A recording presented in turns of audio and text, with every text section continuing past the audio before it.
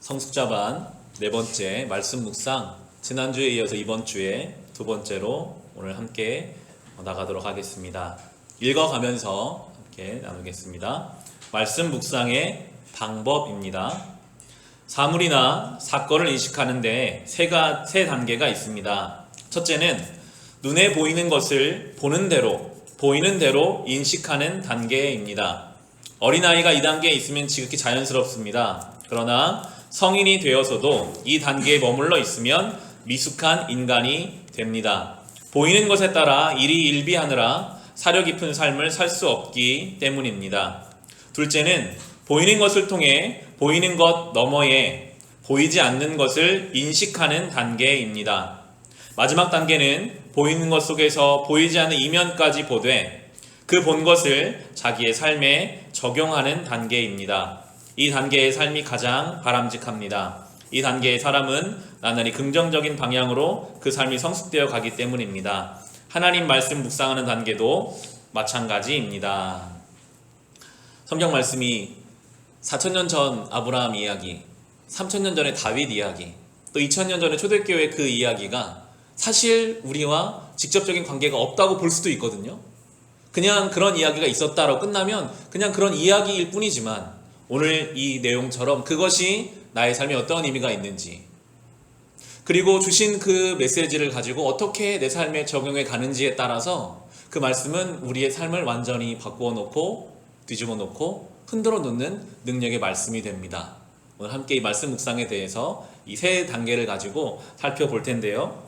요한복음 21장을 가지고 나가려고 합니다. 이제 요한복음 21장을 위에 세 단계로 순서로 묵상해 갈 것입니다.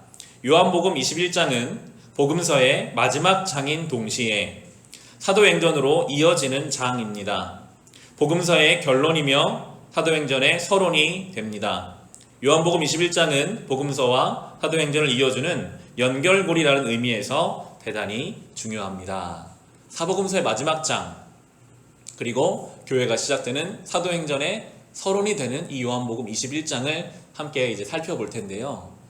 요한복음 21장은 그렇게 시작합니다. 예수님은 부활하셨는데 예수님을 배신했던 제자들은 예수님의 부활을 모르고 다시 자기의 삶으로 돌아와 있습니다. 패배자의 마음을 가지고, 무거운 마음을 가지고 다시 갈릴리 호숫가에 와서 할 수 있는 게 없잖아요. 예수님 따라다니던 그 기억들을 다 내려놓고 원래 하던 일, 어부 그 일을, 그물질을 하는데 밤새 물고기를 낚았지만 한 마리도 낚지 못한 상태, 그들을 찾아오신 주님, 그것이 바로 요한복음 21장인데요. 우리 아래에 있는 본문 같이 읽어보겠습니다. 시몬 베드로가 그들에게 말하기를 나는 고기를 잡으러 가겠소 하니 그들이 우리도 함께 가겠소 하고 말하였다. 그들은 나가서 배를 탔다. 그러나 그날 밤에는 고기를 한 마리도 잡지 못하였다. 이미 동틀 무렵이 되었다. 그때 예수께서 바닷가에 들어서셨으나 제자들은 그가 예수이신 줄을 알지 못하였다. 주님을 배신했던 제자들이 갈릴리로 돌아갔습니다. 그들은 갈릴리 호수에 나가 밤이 새도록 그물을 던졌지만 아무 소득이 없었습니다. 심지어 그들을 찾아오신 주님마저 알아보지 못했습니다. 부활하신 예수님이 제자들 앞에 찾아오셨으나 그들은 이미 예수님을 알아보지 못할 만큼 영적으로 무뎌지고 지쳐 있었습니다. 그 제자들의 모습이 우리의 모습이기도 합니다. 주일에 예배가 끝난 뒤 예배당을 나서면서 우리는 예수님을 잊어버립니다. 그래서 일주일 내내 삶의 현장에서 우리를 찾아와 주신 주님을 알아보지 못할 때도 있습니다. 열심히 그물질을 해도요, 주님이 없는 인생은 빈 그물이라고 복음서는 그렇게 결론을 내리고 있는 것입니다. 전문가잖아요. 어부는 전문가입니다. 그러나 내 경험, 내 능력으로 아무리 그물질을 해도 예수를 떠난 인생은 결국 비어있을 수밖에 없다. 이제 뒤에 나오지만 주님이 찾아오셔서 그 말씀대로 순종할 때 채워지는 역사가 일어나게 되고요. 더 안타까운 것은 예수님이 그 부활하신 제자들을 향해 미운 마음이 아니라 그들을 회복시켜주고 싶으셔서 오셨는데도 예수님을 못 알아봐요. 찾아오신 주님을 알아보지 못합니다. 그것이 우리의 모습일 수도 있거든요. 여기서 예배를 드리고 나서도 오늘 이 본문의 내용처럼 주일 예배를 드리고 내 삶에 돌아가면 주님을 잊어버려요. 주님이 내 삶의 자리에 와 계시는 것을 알지 못할 때가 있어요. 내 가족에게, 내가 만나는 그 누군가에게 내 기준에 맞지 않아서 불같이 화를 내는 그 자리에 주님이 옆에 계시는데 그것을 모릅니다. 그 자리에 내가 하나님이 되어버려요. 내 기준에 맞지 않는 그 사람은 당연히 내가 불같이 화를 내도 상관없고 정죄해도 상관없고 이 사람을 내가 깔아뭉개도 상관없다. 주님이 지금 그 옆에 계시는데 내가 너를 그렇게 사랑했냐? 내가 너에게 준 말씀이 그것이냐라고 말씀하시는데 그 주님을 세워놓고도 알아보지 못하고 마치 주님이 없는, 주님을 모르는 사람처럼 그렇게 빈 그물질만 하며 살아가는 우리의 삶이 되지 않아야 하겠습니다. 그런데 참 감사한 것은 그러한 제자들을 뭐라고 하지 않으시고 오늘 주님이 다시 생명의 말씀을 주시거든요. 그 아래 본문 같이 읽어보겠습니다. 예수께서 그들에게 말씀하셨다. 그물을 배 오른쪽에 던져라. 그리하면 잡을 것이다. 제자들이 그물을 던지니 고기가 너무 많이 걸려서 그물을 끌어올릴 수가 없었다. 예수님을 잊어버렸을 때는 밤새도록 그물을 던져도 허사였습니다. 아무것도 건져 올린 것이 없었습니다. 그러나 예수님 말씀에 순종했을 때 많은 고기를 건져 올렸습니다. 말씀을 따라 살면 인생을 건져 올리고 말씀을 따라 살지 않으면 인생을 허비한다는 주님의 메시지였습니다. 이것은 단순히 물질적인 채워짐을 말씀하고 있는 것은 아니죠. 똑같은 사람, 똑같은 장소, 똑같은 상황이어도 방금 전까지는 빈 그물이었던 인생이 주님 말씀이 들려오면 내 오른쪽에 그물을 던져라. 베드로의 생각에 오른쪽에 물고기 없거든요. 밤새 잡아봤으니까요. 그런데 내 생각과 달라도 주님 말씀이 들려왔을 때 그 말씀에 순종하면 그 그물이 채워지는 것을 경험하는 것, 그것이 성도의 삶이더라고요. 우리에게 사랑하라는 그 말씀 주시면 주님 저 사람은 받을 만한 사람이 아닙니다. 감사하라는 마음을 주셔도 주님 이 상황은 감사할 상황이 아닙니다. 그래도 주님 말씀이라면 순종하는 마음으로 오른편에 그물을 던졌을 때 놀랍도록 우리를 채우시는 그 하나님을 경험하는 것, 그것이 바로 복음서의 결론으로 나는 복음의 능력이요 교회의 시작이 되는 하나님 말씀인 것입니다. 그렇게 물고기에 가득 채워지고 예수님이 제자들을 데려다가 아침을 먹이시는 내용이 그 다음 본문 같이 읽어보겠습니다. 예수께서 가까이 오셔서 빵을 집어서 그들에게 주시고 이와 같이 생선도 주셨다. 예수님께서 제자들에게 조반을 마련해 주셨습니다. 헬라어로 봉사를 디아코니아라고 하는데 본래 식탁을 준비해 주는 것을 의미합니다. 식탁을 준비한 사람이 돈을 받으면 봉사자가 아닙니다. 어머니는 식탁을 차리면서도 돈을 받지 않습니다. 그래서 어머니 식탁 준비는 가족을 위한 봉사입니다. 예수님께서는 당신을 잊어버린 제자들을 위해 조반을 마련하심으로 봉사가 무엇인지 몸소 보여주셨습니다. 여러분, 이 아침 동틀녘이거든요.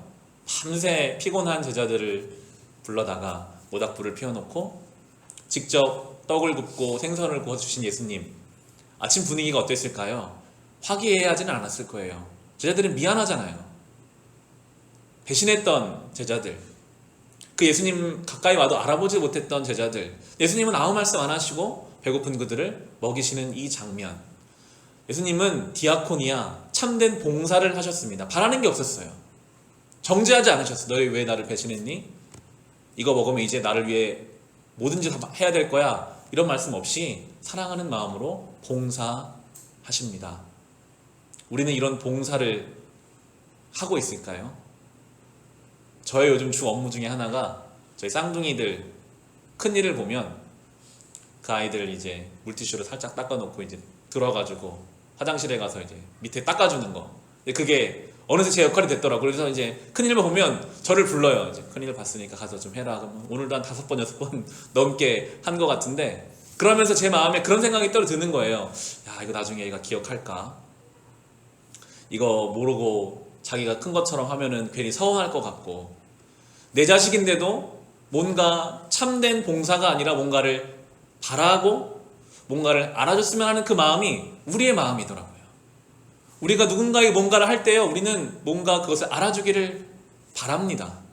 그런데 오늘 주님께서는 참된 봉사, 디아코니아를 우리에게 보이셨죠. 주님께 그것을 받았다면, 여러분 이 아침상을 받은 거 제자들만입니까? 우리가 그랬어요. 우리가 주님을 배신하기도 수없이 배신했고, 우리가 주님 알아보지 못하는 삶을 살았어도 주님은 또 오늘 우리를 은혜의 식탁으로 초청하세요. 아무런 조건 없이 우리를 위해서 봉사하십니다. 내 살과 내 피를 마셔라. 너희의 죄를 내가 씻어준다. 이제 우리가 그 봉사의 식탁을 경험했다면 우리도 그렇게 해야죠. 내일부터 명절이잖아요. 얼마나 좋은 봉사의 현장입니까? 야, 내가 이거 왜 이거 하는지, 그런 마음이 우리 안에 들어오겠지만 그때마다 이 주님의 식탁을 기억하며 우리가 그렇게 순종할 때 그 자리가 하나님께 예배의 자리가 될 수 있을 것입니다. 이 성숙자반 사과 말씀 묵상 책을 읽어보시면 요한복음 21장을 다양한 내용들을 가지고 이렇게 설명해 가고 있습니다. 저는 일부를 이제 발췌했는데요. 이 내용이 아니라 이제 그 속에 들어가 있는 두 번째 의미, 두 번째 단계로 넘어가 보겠습니다. 이제 두 번째 단계를 생각해 보겠습니다. 지금까지 살펴본 요한복음 21장의 내용은 공간복음, 마태, 마가, 누가에는 기록되어 있지 않습니다. 이 요한복음 21장은요, 이 내용은 요한복음에만 있어요. 마태, 마가, 누가에는 이 내용이 없습니다. 예수님이 아침을 차려주시고 베드로야 네가 나를 사랑하는 3번 부르시고 이 내용이 들어가 있지 않거든요. 왜 요한만 이 사실을 기억하고 기록할 수 있었을까요? 공간복음은 주 60년경에 완성된 데 비해 요한복음은 주 90년에 기록되었습니다. 30년이나 더 뒤에 기록된 것이 요한복음인데, 그때 요한은 이미 90에 가까운 노인이었습니다. 그런데 어떻게 그 노인이 다른 제자는 기억하지도 못하는 내용들을 그토록 생생하게 기록할 수 있었을까요? 아래 본문 같이 읽어보겠습니다. 예수께서 자기 어머니와 그 곁에 서 있는 사랑하는 제자를 보시고 어머니에게 어머니, 이 사람이 어머니 아들입니다 하고 말씀하시고, 그 다음에 제자에게는 자, 이분이 내 어머니시다 하고 말씀하셨다. 그때부터 그 제자는 그를 자기 집으로 모셨다. 이 요한에게, 이 사랑하는 제자는 요한인데 요한에게 마리아를 부탁하시는 예수님의 말씀입니다. 예수님께서 요한에게 당신의 어머니를 가리켜 내 어머니다 라고 말씀하셨습니다. 요한과 예수님은 피가 섞이지 않습니다. 그러나 요한은 주님이 그 말씀을 알아들었습니다. 주님께서 당신의 어머니를 나에게 맡기시는구나. 그래서 요한은 그날로 마리아를 자기 집에 모셨습니다. 일반적으로 마리아는 예수님 부활 승천하신 후 약 40년을 더 산 것으로 알려져 있습니다. 요한이 예수님 부르심 받았을 때 20대 중반의 청년이었다면 예수님을 3년 모신 후 예수님께서 부활 승천하실 때 요한의 나이는 30살에 가까웠을 것입니다. 요한은 그때로부터 약 40년 동안 마리아를 모신 것입니다. 요한의 나이 7순이 되도록 평생을 요한은 마리아의 뒷바라지를 한 셈입니다. 보통 학자들이 마리아가 40년을 더 살았다라고 보기 때문에 요한이 그때부터 30살에 그때부터 40년 동안 주님의 어머니인 마리아, 자기 어머니도 아니에요. 그 마리아를 예수님이 직접 명령하셨잖아요. 부탁하셨잖아요. 이제 너희 어머니다. 네가 모셔라. 성경의 표현에 나오죠. 그날로 마리아를 집에 데려갔다라고 나옵니다. 왜 예수님의 동생들이 있었는데 요한에게 부탁하셨는지, 요한은 과연 결혼을 했었는지, 오전에 이 나눌 때 40년 동안 이 요한이 마리아를 모셨다는 이야기 속에서 결혼 안 했을 거다라는 그런 이야기도 같이 하게 되더라고요. 아직 알 수 없으나 주님께서 명령하셨고 그렇게 함께 요한은 그 일을 감당했는데 결코 이것은 쉬운 일이 아니었거든요. 아래 읽어보시면 요한은 제자들 중에서도 자신이 주님께 특별히 사랑을 받았다는 긍지를 지니고 있었습니다. 요한복음을 기록하며 자신을 예수의 사랑하시는 제자라고 쓴 것을 보면 알 수 있습니다. 그러나 막상 교회의 지도자로서 요한은 그 역할을 감당하지 못했습니다. 자신은 교회의 지도자로 역할이 아니라 주님의 어머니 마리아를 돌보는 사람이었기 때문입니다. 예수께 가장 사랑받던 제자가 에베소에서 40년씩이나 할머니 마리아를 봉양하며 자기 생을 걸었습니다. 얼마나 황당한 소문들이 많았을까요? 저 인생은 끝났네. 정말 사도가 맞는 거야. 다른 제자들은 사도님, 사도님 하며 존경받는데 자기는 고작 할머니를 섬겨야 했으니 어찌 자신의 삶에 회의가 들지 않았겠습니까? 사도행전은 그래서 요한의 이야기가 많이 나오지 않고요. 대부분의 베드로를 비롯한 많은 사도들은 순교를 당했습니다. 도마는 인도에까지 복음을 전하러 갔다라는 기록도 남아 있습니다. 그렇게 자기의 동기들이죠. 그렇게 열심으로 사역하고 있는 가운데 어쩌면 요한은 한쪽에서 이 마리아를 위해서 자기의 생을 걸고 있습니다. 그때마다 요한에게는 주님 말씀이 떠올랐습니다. 요한복음 13장 세족식 장면은 요한만이 기록했습니다. 매일 밤 마리아의 발을 씻겨드리며 자신의 발을 씻어주시던 예수님의 사랑을 생각했을 것입니다. 같이 읽어보겠습니다. 이제 나는 너희에게 새 계명을 준다. 서로 사랑하여라. 내가 너희를 사랑한 것 같이 너희도 서로 사랑하여라. 이 말씀도 요한만이 기록했습니다.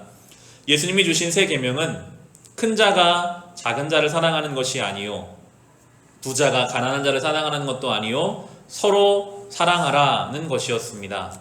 나는 어려운 환경 속에 있기 때문에 일방적으로 사랑받기만 해야 돼 라고 생각한다면 주님의 제자가 아니라는 것입니다. 주님 명령에 순종하기 위해 요한이 자기 삶을 던져가며 마리아를 사랑했을 때 마리아 또한 요한을 얼마나 사랑해 주었을까요?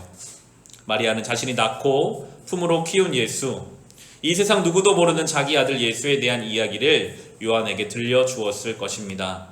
요한은 처음에는 자신이 일방적으로 마리아를 사랑한다고 생각했는데 살다 보니 오히려 요한이 마리아로부터 더 큰 사랑을 받고 있다는 것을 깨닫고 서로 사랑하라 하신 주님의 새 계명을 떠올렸을 것입니다.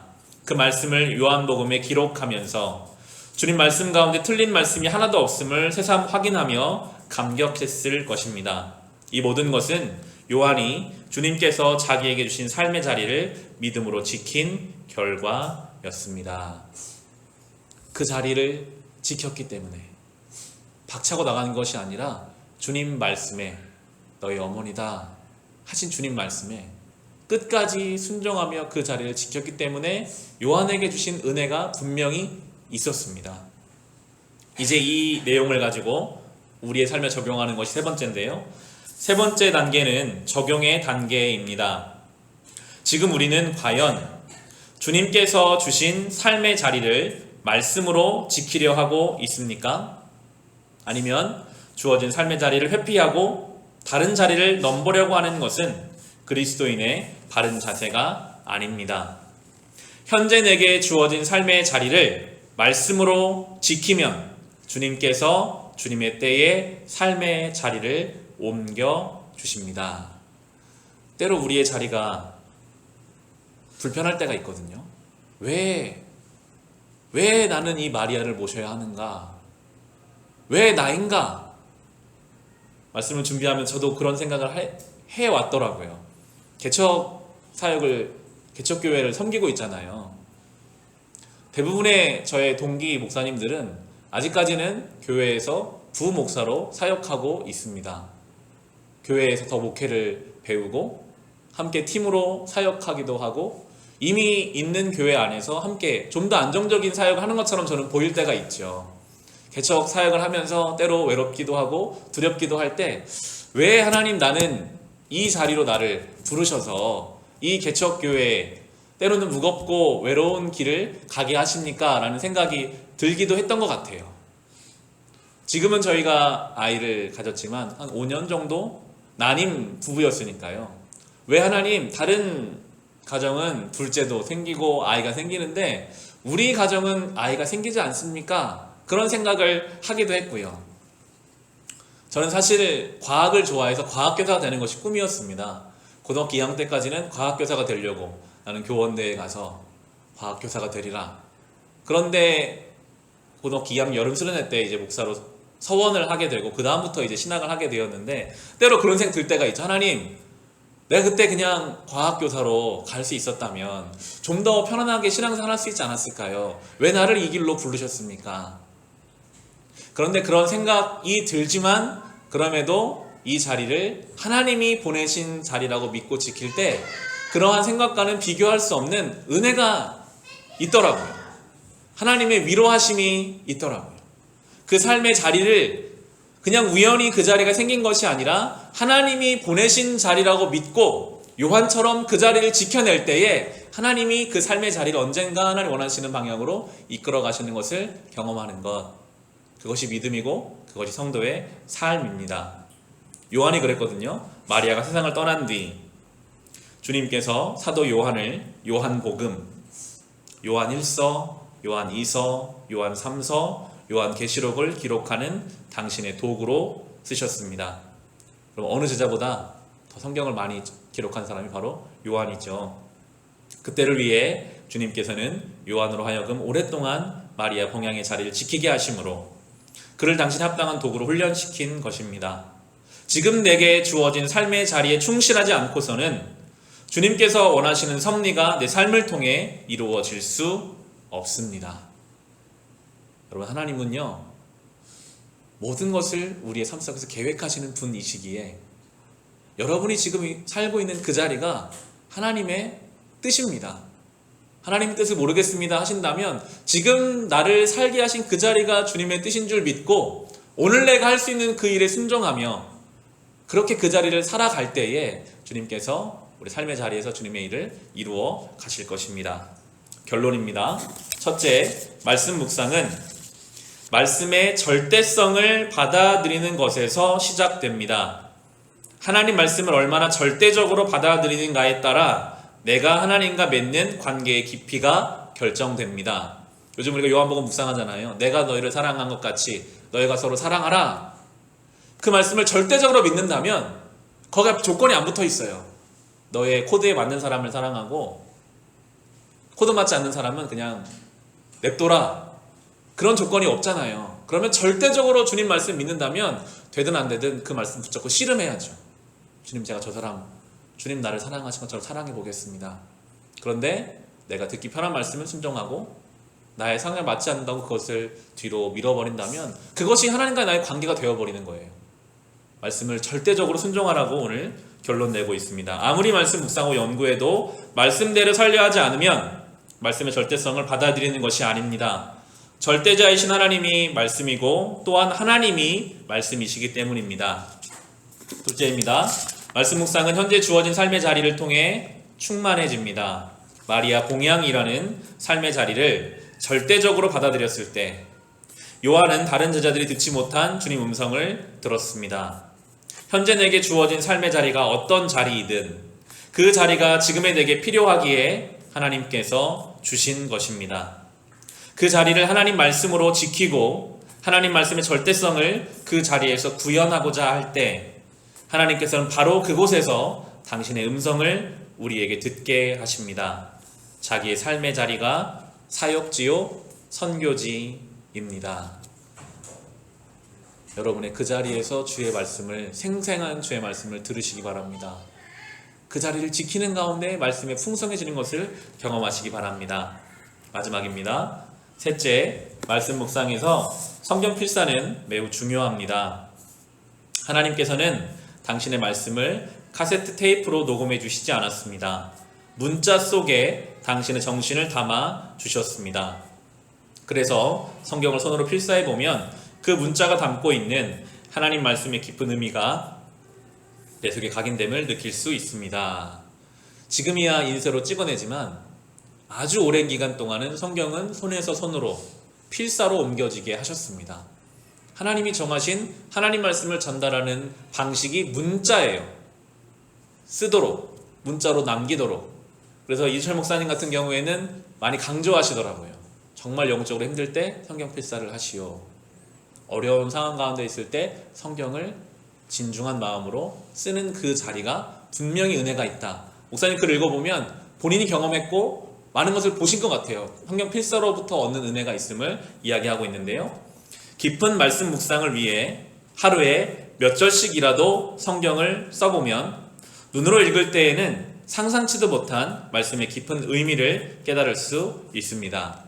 성경을 다 쓰려고 하면 부담스럽거든요. 그러나 하루에 정말 몇 절이라도 괜찮습니다. 그러나 정말 써가는 가운데 주신 은혜가 있고, 성경을 필사할 경우 공책의 한쪽 면에만 성경을 쓰십시오. 다른 쪽 면에는 성경을 쓰는 중에 얻은 깨달음을 기록하십시오. 자기 삶에 적용하여 실천한 내용도 기록하십시오. 그리고 몇 년, 몇 월, 며칠이라고 날짜를 써 놓으십시오. 세월이 지나면 소중한 신앙의 책이 됩니다. 그 내용은 자기 자신뿐 아니라 자신이 세상을 떠난 뒤에 자식들을 위한 신앙의 이정표가 됩니다. 그 책을 통해서 성령께서 자녀들의 삶 속에서 역사하실 것입니다. 내가 써놓은 성경 말씀과 내가 이때 이 말씀을 이렇게 씨름했다, 내가 이렇게 살았다, 성령께서 그 글자를 통해서 자녀의 삶 속에서 역사하실 것입니다. 설령 우리가 이 땅을 떠나 있다 할지라도 어느 순간 어느 때에 그때에 적어놓은 성경 말씀을 통해 나의 자녀들의 삶에 성령께서 역사하시는 도구가 될 수 있다면 우리는 그것만으로도 의미 있게 이 성경 필사에 함께 동참할 수 있을 것입니다. 말씀 묵상에 대해서 오늘 함께 나누었습니다. 이것은 이론이고요. 정말 중요한 것은 늘 말씀을 가까이 하는 것입니다. 생명의 말씀을 듣고 그리고 그물을 던져서 그 풍성한 은혜를 누릴 수 있으시기를, 삶의 자리가 하나님 보내신 자리인 줄 믿고 그 삶의 절대적인 하나님 말씀을 삶으로 이루어 갈 수 있으시기를 주님의 이름으로 축원합니다.